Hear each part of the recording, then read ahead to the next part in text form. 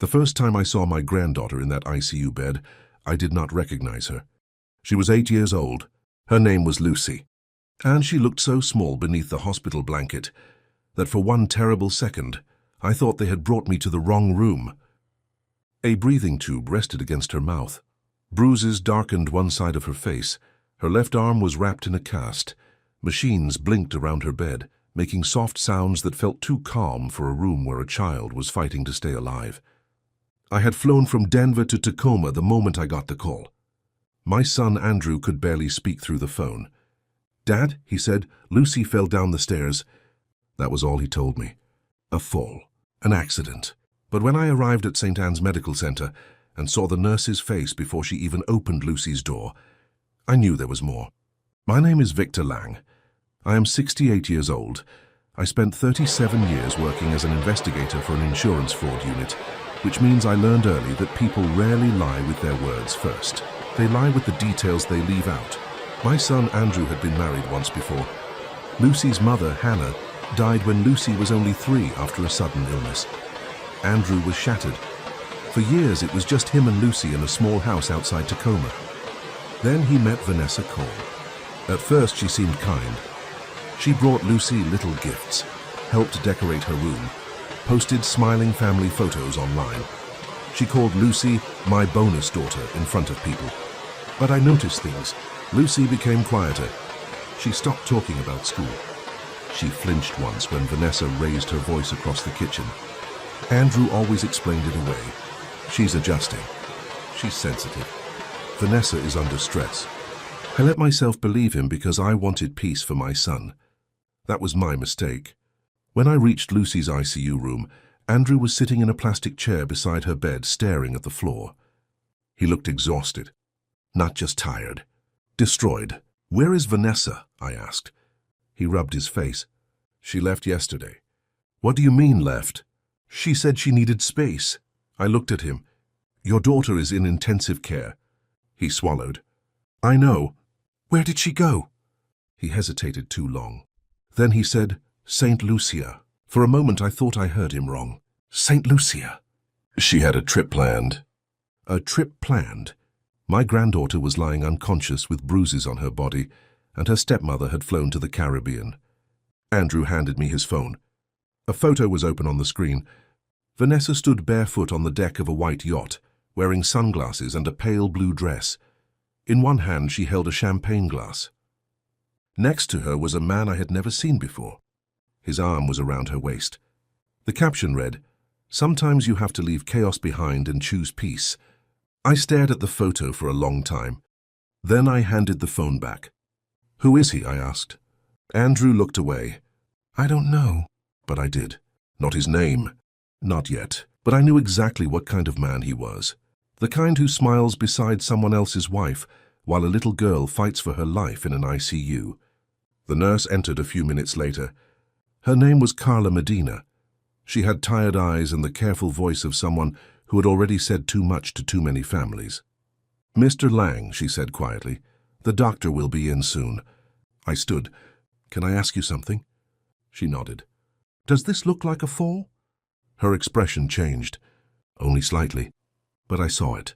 She looked toward Andrew, then back at me. "I'm not allowed to speculate." That was enough. I stepped into the hallway and called an old friend from my insurance investigation days. His name was Raymond Foster. He worked private cases now. "Ray," I said, "I need you in Tacoma." "What happened?" "My granddaughter is in the ICU. Her stepmother says she fell." He was quiet for 1 second. Then he said, "Send me the address."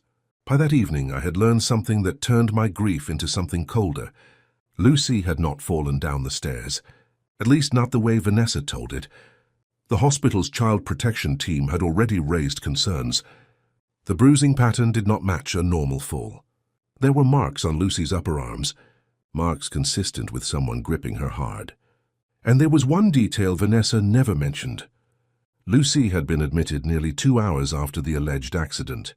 2 hours, a child unconscious, a possible head injury. And Vanessa waited 2 hours before calling for help. Now tell me honestly, would you believe this was an accident after hearing that? Or would you start asking who benefited from calling it a fall? Comment accident if you think people can panic and make terrible mistakes. Comment not buying it if you think the story was already falling apart. The next morning, Raymond met me in the hospital cafeteria. He had coffee in one hand and a folder in the other. "Vanessa is not in St. Lucia alone," he said. I looked up. The man in the photo is Adrian Wells. He owns a small private charter company, divorced twice, several lawsuits. One former business partner accused him of hiding money in offshore accounts. And Vanessa? She has been speaking to him for at least 8 months. He placed printed records on the table. Hotel reservations, messages, flight confirmations, a joint bank transfer. Then one document that made my stomach drop. Vanessa had recently taken out a life insurance policy on Andrew. Not a small one, a $2 million policy. And she had also tried to add Lucy as a beneficiary on a trust connected to Andrew's house. The woman had been building an exit plan, and my granddaughter was standing in the way. I did not confront Vanessa. Not yet. Instead, I called the detective assigned to Lucy's case, Detective Marisol Trent. She was direct, sharp, and did not waste words. I gave her everything. The hospital concern, the 2-hour delay, the photos, the messages, the insurance documents, the yacht. She listened quietly. Then she said, "Mr. Lang, do not contact Vanessa and do not let your son warn her." That was when I knew the ground under Vanessa was already moving. For the next 48 hours, I stayed beside Lucy's bed. Andrew barely left the room. He held her hand, read her stories, apologized to her while she slept. One night around 2 a.m., he looked at me and said, "I should have seen it." I did not answer immediately. Then I said, "You need to focus on seeing her now." He started crying, the kind of crying a father makes when he realizes the danger was inside his own home. On the 3rd day, Lucy opened her eyes, just for a few seconds, but she squeezed Andrew's hand. And when the nurse asked her what happened, Lucy whispered one name, Vanessa. That was all it took. The police contacted St. Lucia authorities through federal channels. Vanessa and Adrian were scheduled to leave the island the next morning. They never made it to the airport. Raymond later told me she was taken from the yacht barefoot. No designer bag, no champagne, no carefully staged photo. Just a woman in a white cover-up, standing on a dock while officers read her rights. By the time she returned to Washington, the evidence had grown. Vanessa had deleted messages, but the messages were recovered. She had searched online for phrases like, "How long after a fall can a child be unconscious?" and "Can accidental injury affect custody?" She had also sent Adrian one message the night before Lucy went to the hospital. "Once Andrew is distracted, everything gets easier." That sentence ended her life as she knew it. Andrew filed for divorce. The insurance company froze the policy investigation. The court issued an emergency protection order. And Vanessa was charged with child abuse, neglect, and attempted insurance fraud. But none of that mattered as much as one thing. Lucy survived. Her recovery took months. Physical therapy, nightmares, long silences. But she survived. And every Saturday I flew back to Tacoma. Or Andrew brought her to Denver. We planted flowers in Hannah's old garden.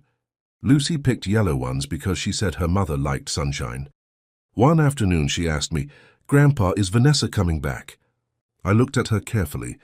"No, sweetheart." Did I do something bad? That question nearly broke me. I knelt beside her and held both her hands. "You did nothing wrong," I said, "nothing. Grown-ups are supposed to protect children. When they fail, that is never the child's fault." She nodded slowly. Then she leaned against me. And I understood something I wish I had learned sooner.